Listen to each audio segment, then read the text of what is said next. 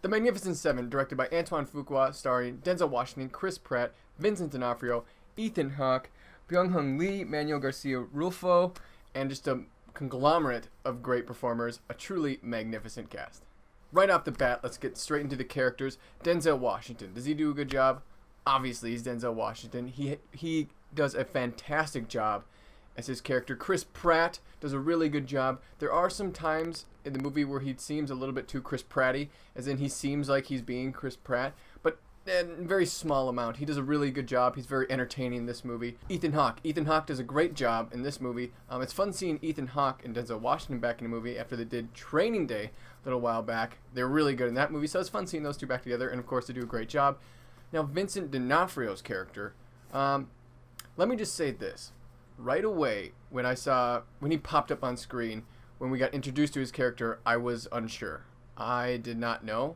But then after about 5-10 minutes, I was like, nope, I love this guy. He was hilariously entertaining.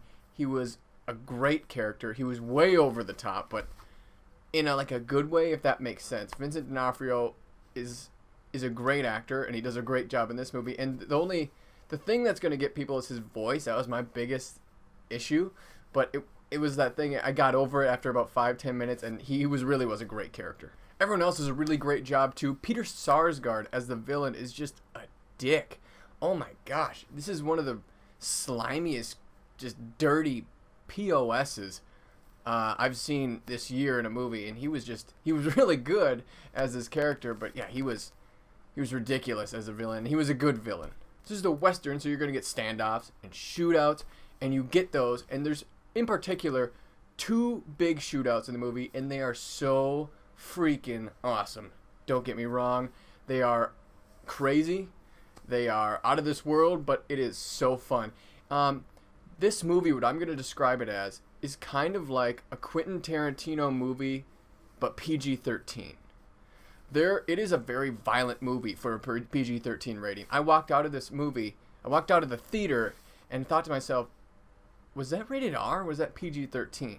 And it is PG-13, but and you can tell because there's a lot less blood, and they kind of cut away from shots. They don't show everything, but there is a lot of violence in this movie for a PG-13 movie, and I think they did a really good job with it. Like I said, the shootouts were so good. The standoffs are really good. It's not like classic Clint Eastwood Western drama. It's not that good, but it's super good. I think this movie could rejuvenize the Western genre if it does well in theaters. The story was really good. The story captivated me from the second it started. I really, really enjoyed where it went, the progression of the characters. Given with a cast this large, with this many stars, you're often not going to get that character development with every single character, and you don't. But I think you get a fair amount of each. Definitely, I would say with Chris Pratt, Denzel Washington, and thirdly would probably be Ethan Hawke's character, with the level of character development. Like I said, the story was good.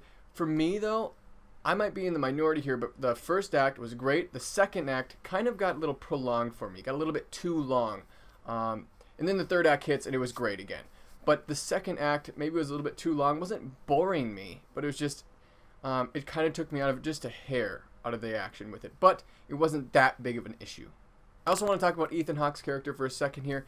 He has more depth to him than you would expect. He has a history with Denzel Washington's character, and that history is starting to wear on him, and he's starting to doubt himself, what he's doing.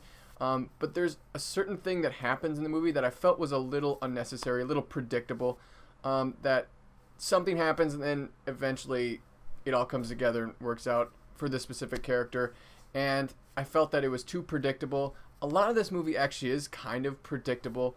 That was kind of my one of my gripes with it, was that it was a fairly predictable movie, but not to an extent where it is so damaging on it.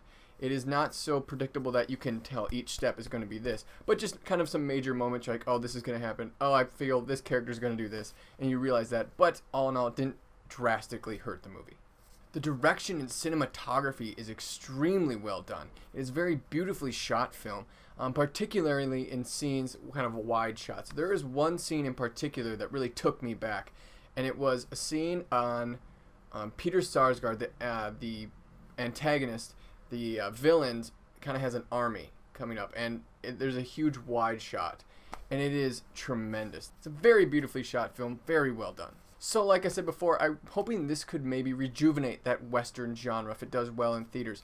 No way am I going to say that's better than or as good as like classic Clint Eastwood films or even just recently Django Unchained. But if it does well in theaters, I'm hoping it can bring back this Western feel. Like I said, the story was really captivating and just a little prolonged in the second act. Everyone did a great job in their roles. It was a really fun time, and the movie knew what it was. It didn't try to be too dramatic.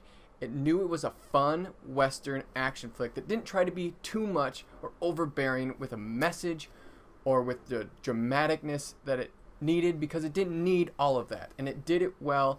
And in my opinion, this is one of the better Westerns I've seen in a while, and I'm gonna give The Magnificent Seven a 7.5 out of 10. Definitely go out and see this movie, guys. It's a little, like I said, a little bit slow in that second act, but once you hit that final shootout, that fight, oh my gosh, it's so fun. Such a fun movie. Check it out. How'd we do? I think we killed them all.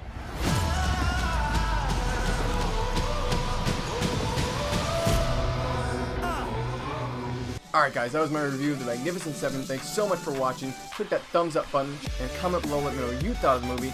Above all, subscribe to us, like us on Facebook, follow us on Twitter for more movie reviews coming at you.